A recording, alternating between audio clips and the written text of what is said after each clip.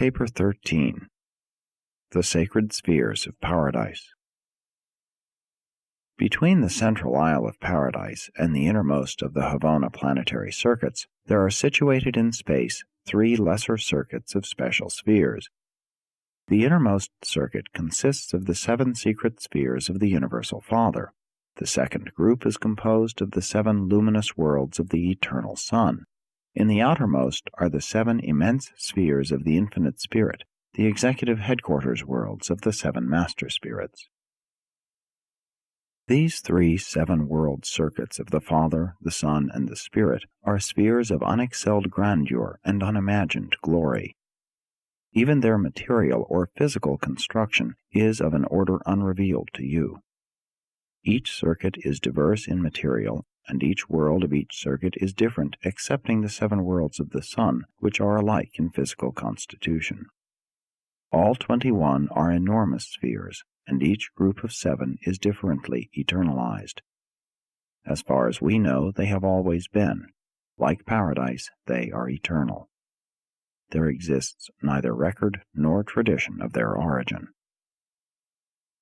The 7 secret spheres of the Universal Father, circulating about Paradise in close proximity to the Eternal Isle, are highly reflective of the spiritual luminosity of the central shining of the eternal deities, shedding this light of divine glory throughout Paradise and even upon the 7 circuits of Havona. On the 7 sacred worlds of the Eternal Sun, there appear to take origin the impersonal energies of spirit luminosity. No personal being may sojourn on any of these 7 shining realms.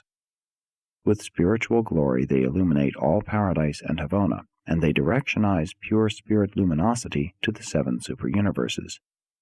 These brilliant spheres of the second circuit likewise emit their light without heat, to Paradise and to the billion worlds of the 7-circuited central universe. The 7 worlds of the Infinite Spirit are occupied by the 7 Master Spirits, who preside over the destinies of the 7 superuniverses, sending forth the spiritual illumination of the third person of deity to these creations of time and space. And all Havona, but not the Isle of Paradise, is bathed in these spiritualizing influences. Although the worlds of the Father are ultimate status spheres for all Father-endowed personalities, this is not their exclusive function. Many beings and entities other than personal sojourn on these worlds. Each world in the circuit of the Father and the circuit of the Spirit has a distinct type of permanent citizenship, but we think the Sun's worlds are inhabited by uniform types of other than personal beings. Father fragments are among the natives of Divinington. The other orders of permanent citizenship are unrevealed to you. The 21 Paradise satellites serve many purposes in both the central and super-universes not disclosed in these narratives. You are able to understand so little of the life of these spheres that you cannot hope to gain anything like a consistent view of them, either as to nature or function. Thousands of activities are there going on which are unrevealed to you. These 21 spheres embrace the potentials of the function of the Master Universe.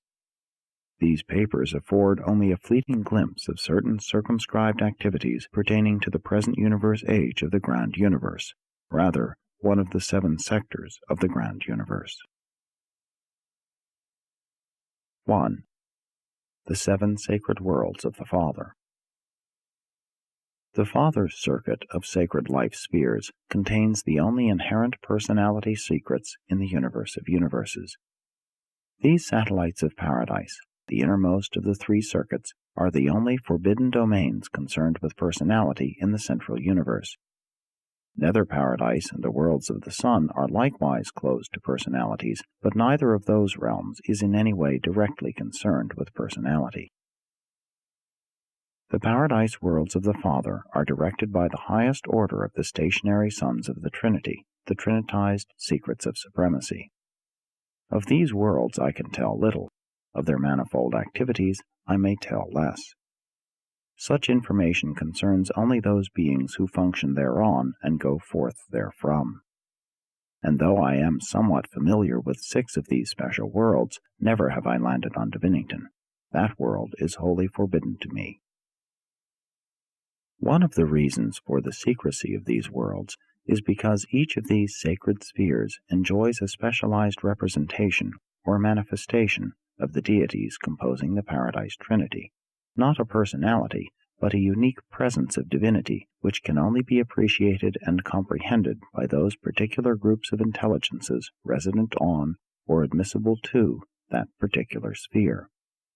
The trinitized secrets of supremacy are the personal agents of these specialized and impersonal presences of divinity, and the secrets of supremacy are highly personal beings, superbly endowed and marvelously adapted to their exalted and exacting work. 1. Divinington. This world is, in a unique sense, the bosom of the Father, the personal communion sphere of the Universal Father, and thereon is a special manifestation of his divinity. Divinington is the paradise rendezvous of the thought adjusters, but it is also the home of numerous other entities, personalities, and other beings taking origin in the Universal Father. Many personalities beside the Eternal Son are of direct origin by the solitary acts of the Universal Father. Only the Father fragments and those personalities and other beings of direct and exclusive origin in the Universal Father fraternize and function on this abode. The secrets of Divinington include the secret of the bestowal and mission of thought adjusters. Their nature, origin, and the technique of their contact with the lowly creatures of the evolutionary worlds is a secret of this paradise sphere.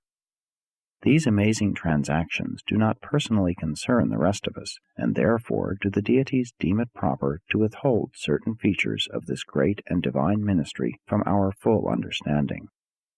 Insofar as we come in contact with this phase of divine activity, we are permitted full knowledge of these transactions, but concerning the intimate details of this great bestowal, we are not fully informed. This sphere also holds the secrets of the nature, purpose, and activities of all other forms of Father fragments, of the gravity messengers, and of hosts of other beings unrevealed to you. It is highly probable that those truths pertaining to Divinington which are withheld from me, if revealed, would merely confuse and handicap me in my present work, and still again, perhaps they are beyond the conceptual capacity of my order of being. 2. Sonarrington. This sphere is the bosom of the Son, the personal receiving world of the Eternal Son. It is the paradise headquarters of the descending and ascending sons of God, when and after they are fully accredited and finally approved. This world is the paradise home for all sons of the Eternal Son and of his coordinate and associate sons. There are numerous orders of divine sonship attached to this supernal abode, which have not been revealed to mortals, since they are not concerned with the plans of the ascension scheme of human spiritual progression through the universes and on to paradise. The secrets of Sonarrington include the secret of the incarnation of the divine sons. When a son of God becomes a son of man, is literally born of woman, as occurred on your world 1900 years ago, it is a universal mystery. It is occurring right along throughout the universes, and it is a Sonarrington secret of divine sonship. The adjusters are a mystery of God the Father.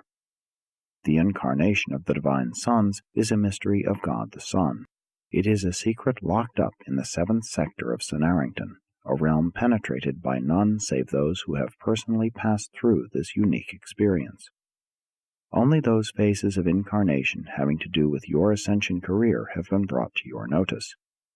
There are many other phases of the mystery of the incarnation of the Paradise Sons of unrevealed types on missions of universe service which are undisclosed to you, and there are still other Sonarrington mysteries. 3. Spiritington. This world is the bosom of the Spirit, the paradise home of the high beings that exclusively represent the infinite Spirit. Here foregather the 7 master spirits, and certain of their offspring from all universes.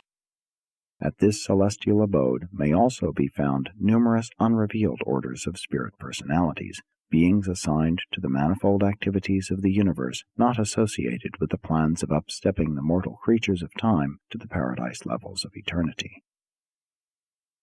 The secrets of Spiritington involve the impenetrable mysteries of reflectivity. We tell you of the vast and universal phenomenon of reflectivity, more particularly as it is operative on the headquarters worlds of the 7 superuniverses, but we never fully explain this phenomenon, for we do not fully understand it. Much, very much, we do comprehend, but many basic details are still mysterious to us. Reflectivity is a secret of God the Spirit. You have been instructed concerning reflectivity functions in relation to the ascension scheme of mortal survival, and it does so operate, but reflectivity is also an indispensable feature of the normal working of numerous other phases of universe occupation. This endowment of the infinite spirit is also utilized in channels other than those of intelligence gathering and information dissemination. And there are other secrets of Spiritington. 4. Vicegerrington. This planet is the bosom of the Father and the Son, and is the secret sphere of certain unrevealed beings who take origin by the acts of the Father and the Son. This is also the paradise home of many glorified beings of complex ancestry, those whose origin is complicated because of the many diverse techniques operative in the 7 superuniverses. Many groups of beings foregather on this world whose identity has not been revealed to Urantia mortals. The secrets of Vicegerrington include the secrets of Trinitization, and Trinitization constitutes the secret of authority to represent the Trinity, to act as vicegerents of the gods. Authority to represent the Trinity attaches only to those beings, revealed and unrevealed, who are trinitized, created, eventuated, or eternalized by any 2 or all 3 of the Paradise Trinity. Personalities brought into being by the trinitizing acts of certain types of glorified creatures represent no more than the conceptual potential mobilized in that trinitization, albeit such creatures may ascend the path of deity embrace open to all of their kind. Non-trinitized beings do not fully understand the technique of trinitization by either 2 or 3 creators or by certain creatures. You will never fully understand such a phenomenon unless, in the far distant future of your glorified career, you should essay and succeed in such an adventure, because otherwise these secrets of Vicegerrington will always be forbidden you. But to me, a high Trinity origin being, all sectors of Vicegerrington are open. I fully understand, and just as fully and sacredly protect, the secret of my origin and destiny. There are still other forms and phases of trinitization which have not been brought to the notice of the Urantia peoples, and these experiences, in their personal aspects, are duly protected in the secret sector of Vicegerrington. 5. Solitarington. This world is the bosom of the Father and the Spirit, and is the rendezvous of a magnificent host of unrevealed beings of origin in the conjoint acts of the Universal Father and the Infinite Spirit, beings who partake of the traits of the Father in addition to their spirit inheritance. This is also the home of the solitary messengers and of other personalities of the superangelic orders. You know of very few of these beings. There are vast numbers of orders unrevealed on Urantia. Because they are domiciled on the 5th world, it does not necessarily follow that the Father had aught to do with the creation of the solitary messengers or their superangelic associates, but in this universe age he does have to do with their function. During the present universe age, this is also the status sphere of the universe power directors. There are numerous additional orders of spirit personalities, beings unknown to mortal man, who look upon Solitarington as their paradise home sphere. It should be remembered that all divisions and levels of universe activities are just as fully provided with spirit ministers as is the realm concerned with helping mortal man ascend to his divine paradise destiny. The secrets of Solitarington. Besides certain secrets of trinitization, this world holds the secrets of the personal relation of the Infinite Spirit with certain of the higher offspring of the third source and center.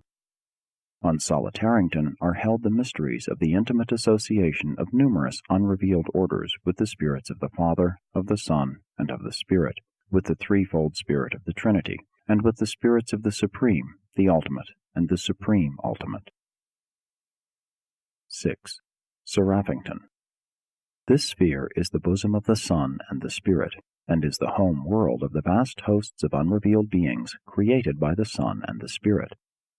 This is also the destiny sphere of all ministering orders of the angelic hosts, including Supernophim, Seconophim, and Seraphim. There also serve in the central and outlying universes many orders of superb spirits who are not ministering spirits to those who shall be heirs of salvation. All these spirit workers in all levels and realms of universe activities look upon Seraphington as their paradise home. The secrets of Seraphington involve a threefold mystery, only one of which I may mention: the mystery of seraphic transport. The ability of various orders of seraphim and allied spirit beings to envelop within their spirit forms all orders of non-material personalities and to carry them away on lengthy interplanetary journeys is a secret locked up in the sacred sectors of Seraphington. The transport seraphim comprehend this mystery, but they do not communicate it to the rest of us, or perhaps they cannot. The other mysteries of Seraphington pertain to the personal experiences of types of spirit servers as yet not revealed to mortals, and we refrain from discussing the secrets of such closely related beings because you can almost comprehend such near orders of existence, and it would be akin to betrayal of trust to present even our partial knowledge of such phenomena. 7. Ascendington. This unique world is the bosom of the Father, Son, and Spirit, the rendezvous of the ascendant creatures of space, the receiving sphere of the pilgrims of time who are passing through the Havona universe on their way to paradise. Ascendington is the actual paradise home of the ascendant souls of time and space until they attain paradise status. You mortals will spend most of your Havona vacations on Ascendington. During your Havona life, Ascendington will be to you what the reversion directors were during the local and superuniverse ascension. Here you will engage in thousands of activities which are beyond the grasp of mortal imagination. And as on every previous advance in the Godward ascent, your human self will here enter into new relationships with your divine self. The secrets of Ascendington include the mystery of the gradual and certain building up in the material and mortal mind of a spiritual and potentially immortal counterpart of character and identity. This phenomenon constitutes one of the most perplexing mysteries of the universes, the evolution of an immortal soul within the mind of a mortal and material creature. You will never fully understand this mysterious transaction until you reach Ascendington. And that is just why all Ascendington will be open to your wondering gaze. 1/7 of Ascendington is forbidden to me, that sector concerned with this very secret, which is, or will be, the exclusive experience and possession of your type of being. This experience belongs to your human order of existence. My order of personality is not directly concerned with such transactions. It is therefore forbidden to me and eventually revealed to you. But even after it is revealed to you, for some reason, it forever remains your secret. You do not reveal it to us, nor to any other order of beings. We know about the eternal fusion of a divine adjuster and an immortal soul of human origin, but the ascendant phenalators know this very experience as an absolute reality. 2. Father-world relationships. These home worlds of the diverse orders of spiritual beings are tremendous and stupendous spheres, and they are equal to paradise in their matchless beauty and superb glory. They are rendezvous worlds, reunion spheres, serving as permanent cosmic addresses. As phenalators, you will be domiciled on paradise, but Ascendington will be your home address at all times, even when you enter service in outer space. Through all eternity, you will regard Ascendington as your home of sentimental memories and reminiscent recollections. When you become seventh-stage spirit beings, possibly you will give up your residential status on paradise. If outer universes are in the making, if they are to be inhabited by time creatures of ascension potential, then we infer that these children of the future will also be destined to look upon Ascendington as their paradise home world. Ascendington is the only sacred sphere that will be unreservedly open to your inspection as a paradise arrival. Vicegerrington is the only sacred sphere that is wholly and unreservedly open to my scrutiny. Though its secrets are concerned in my origin, in this universe age, I do not regard Vicegerrington as my home. Trinity origin beings and Trinitized beings are not the same. The Trinity origin beings do not fully share the Father's worlds. They have their soul homes on the Isle of Paradise in close proximity to the most holy sphere. They often appear on Ascendington, the bosom of the Father, Son, Spirit, where they fraternize with their brethren who have come up from the lowly worlds of space. You might assume that Creator sons, being of Father-Son origin, would regard Vicegerrington as their home, but such is not the case in this universe age of the function of God the Sevenfold. And there are many similar problems that will perplex you, for you are sure to encounter many difficulties as you attempt to understand these things which are so near paradise. Nor can you successfully reason out these questions. You know so little. And if you knew more about the Father's worlds, you would simply encounter more difficulties until you knew all about them. Status on any of these secret worlds is acquired by service as well as by nature of origin, and the successive universe ages may and do redistribute certain of these personality groupings. The worlds of the inner circuit are really fraternal or status worlds more than actual residential spheres. Mortals will attain some status on each of the Father's worlds save one. For example, when you mortals attain Havona, you are granted clearance for Ascendington, where you are most welcome, but you are not permitted to visit the other 6 sacred worlds. Subsequent to your passage through the Paradise regime, and after your admission to the core of the finality, you are granted clearance for Sonarrington, since you are sons of God as well as Ascenders, and you are even more. But there will always remain 1/7 of Sonarrington, the sector of the incarnation secrets of the Divine Sons, which will not be open to your scrutiny. Never will those secrets be revealed to the ascendant sons of God. Eventually, you will have full access to Ascendington and relative access to the other spheres of the Father, except Divinington. But even when you are granted permission to land on 5 additional secret spheres, after you have become a finaliter, you will not be allowed to visit all sectors of such worlds. Nor will you be permitted to land on the shores of Divinington, the bosom of the Father, though you shall surely stand repeatedly at the right hand of the Father. Never throughout all eternity will there arise any necessity for your presence on the world of the Thought Adjusters.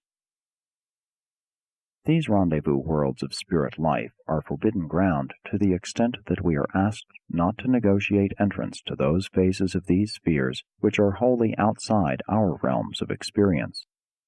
You may become creature perfect, even as the Universal Father is deity perfect, but you may not know all the experiential secrets of all other orders of universe personalities. When the Creator has an experiential personality secret with his creature, the Creator preserves that secret in eternal confidence.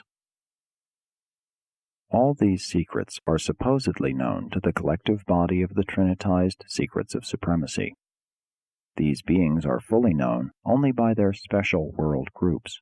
They are little comprehended by other orders. After you attain paradise, you will know and ardently love the 10 Secrets of Supremacy who direct Ascendington. Accepting Divinington, you will also achieve a partial understanding of the Secrets of Supremacy on the other worlds of the Father, though not so perfectly as on Ascendington. The Trinitized Secrets of Supremacy, as their name might suggest, are related to the Supreme. They are likewise related to the Ultimate and to the future Supreme Ultimate. These Secrets of Supremacy are the secrets of the Supreme, and also the secrets of the Ultimate, even the secrets of the Supreme Ultimate. 3. The Sacred Worlds of the Eternal Sun. The 7 luminous spheres of the Eternal Sun are the worlds of the 7 phases of pure spirit existence.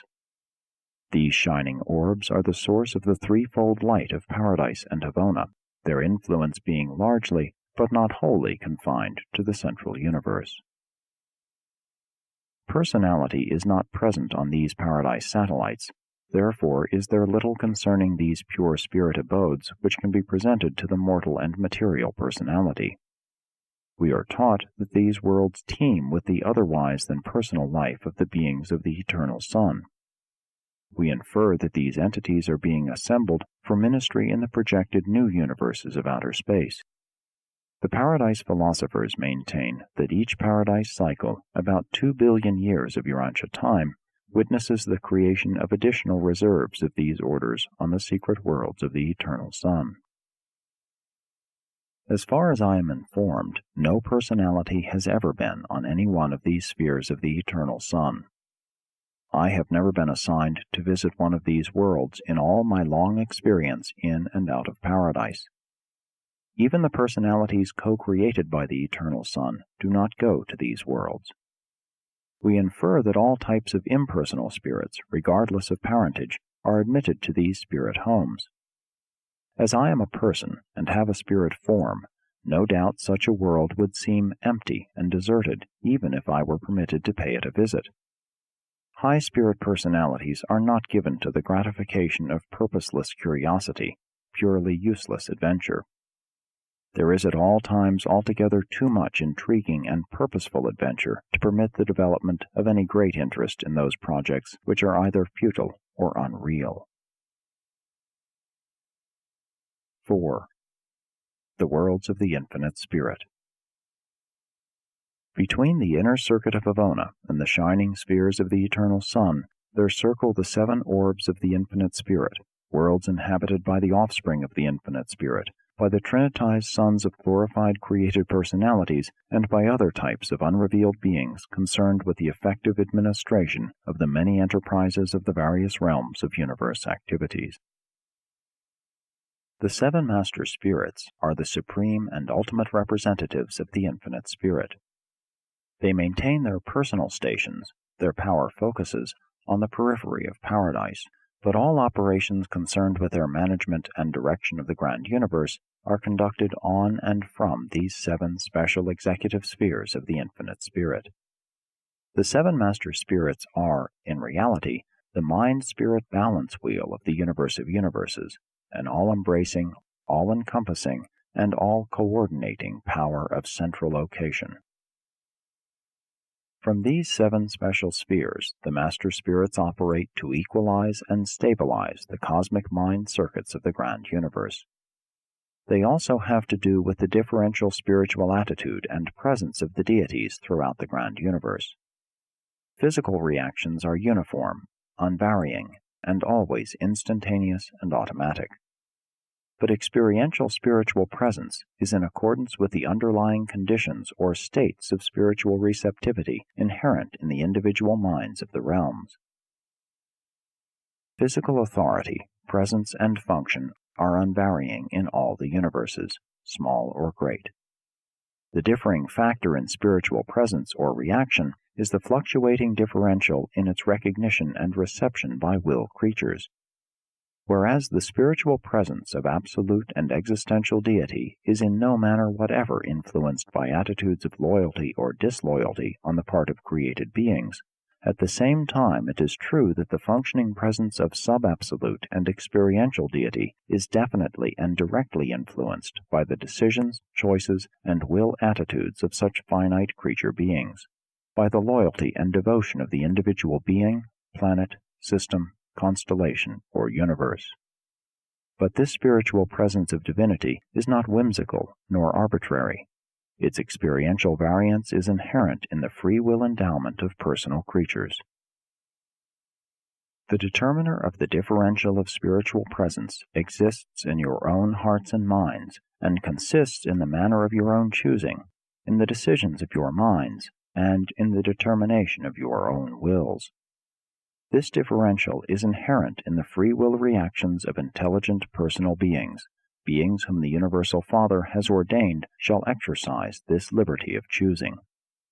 And the deities are ever true to the ebb and flow of their spirits in meeting and satisfying the conditions and demands of this differential of creature choice, now bestowing more of their presence in response to a sincere desire for the same, and again withdrawing themselves from the scene as their creatures decide adversely in the exercise of their divinely bestowed freedom of choice. And thus does the spirit of divinity become humbly obedient to the choosing of the creatures of the realms. The executive abodes of the seven master spirits are, in reality, the paradise headquarters of the seven super-universes and their correlated segments in outer space. Each master spirit presides over one super-universe, and each of these seven worlds is exclusively assigned to one of the master spirits. There is literally no phase of the sub-paradise administration of the seven super-universes which is not provided for on these executive worlds. They are not so exclusive as the spheres of the Father or those of the Son, and though residential status is limited to native beings and those who work thereon, these seven administrative planets are always open to all beings who desire to visit them and who can command the necessary means of transit. To me, these executive worlds are the most interesting and intriguing spots outside of paradise.